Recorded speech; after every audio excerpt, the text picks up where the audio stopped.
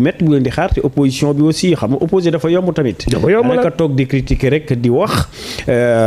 dafa mel lu ñuy sóoraale la ñoom. ci seen rey d'après ni nga xamante ni noonu dañ koy sóoraale bu baax a baax ndaxte ku ndóbin rey sa maam boo seenee lu ñuul daw ñoom ils étaient de l'autre côté il y a quelques mois de cela maintenant ils sont de ce côté-ci et pour essayer de se protéger et protéger li nga xamante ne mooy seen politique il va falloir qu'ils fassent table rase autour d'eux. Parce que tamit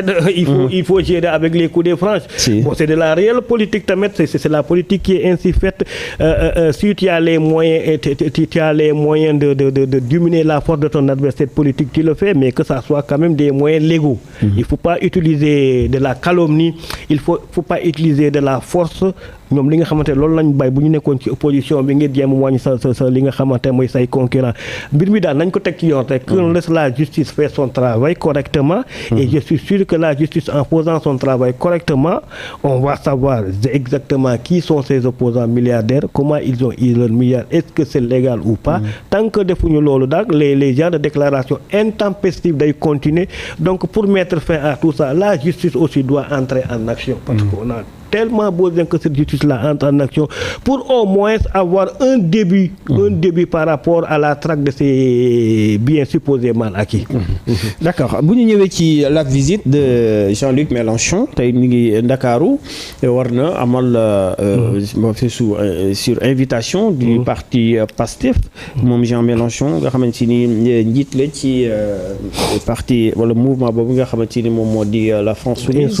insoumise du moins. Tey mi ngi war a ñëw Ndakaaru war nañu ko dalal fi nga xamante ni moom moo di ci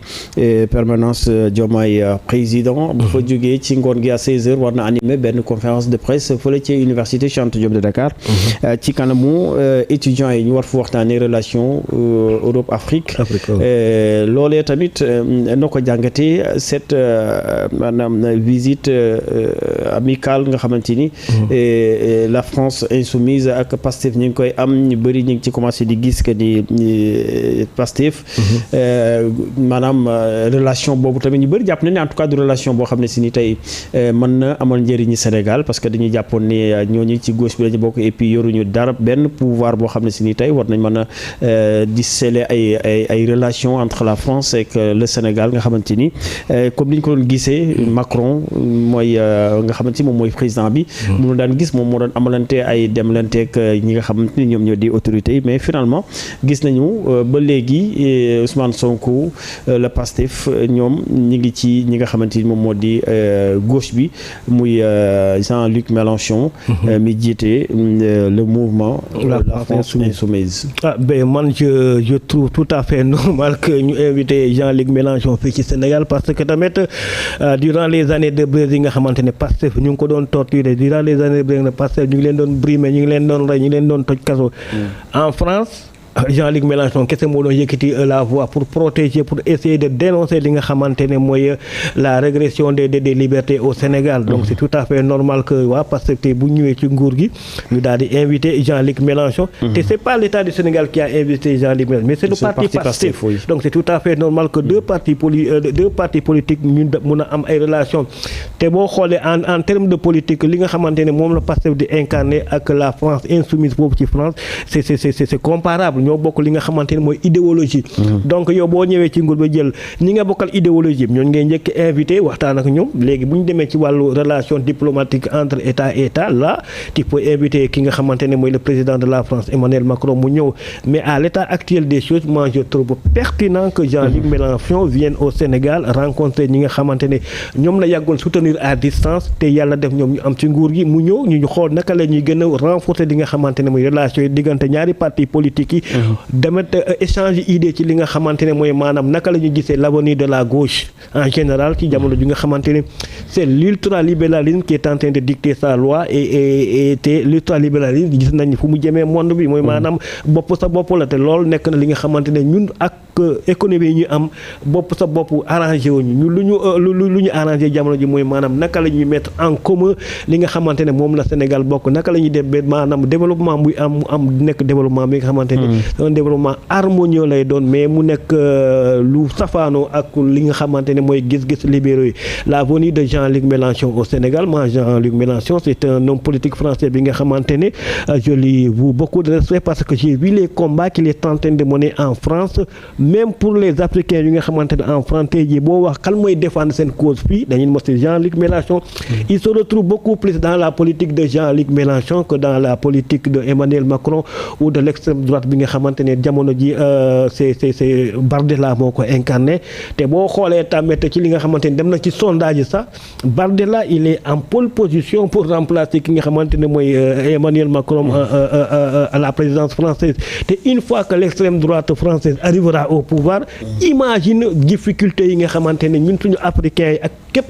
immigré di nga ko am Europe. Donc pour éviter tout ça il va falloir renforcer les relations qui existent entre les partis de gauche yi nga xamante ne ñoo nekk ci sphère politique bi moo xam Sénégal ak France ngir bu ko defee ñu mën a contrer un peu la voix ak ñi nga xamante ne mooy l'extrême droite. Par extrême droite moom je pense que c'est une catastrophe en termes de politique donc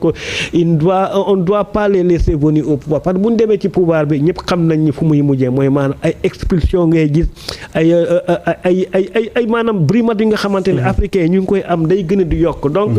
pour éviter wala pour alerter par rapport à tout ça moo tax je pense que parti politique yi ñu organiser selon leur obédience politique donc c'est dans ce cas que je reconnais la visite de Jean-Luc Mélenchon et sa délégation fii au Sénégal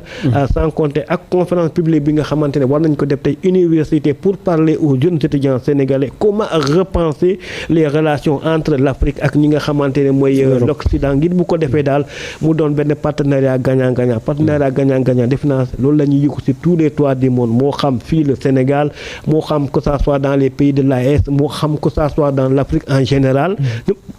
dañoo bëgg daal jokkoo bu ñu war a am ak ñi nga xamante ne mooy les puissances développées mooy l'Occident mu doon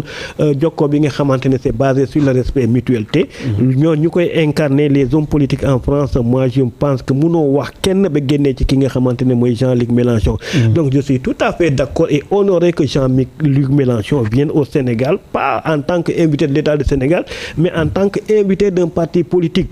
mais les autres partis politiques tamit ñoom tamit bu ñu amee ñi nga xamante ne ñoom ñoo bokk gis-gis ci wàllu politique nekk Europe pourquoi pas les inviter il y a pas de mal en ça il y a pas de mal en ça. D'accord merci Lamine Ndiaye waxtaan bi am na solo waxtu bi xoj nañu ñi ngi lay bàyyi nga daal def sa mot de la fin laata ñu yëkkati. waaw mot de la fin bu may def mooy maanaam par rapport ak li nga xamante ne mooy trajet BRT bi gis naa ni tamit ñu ngi doon wax ni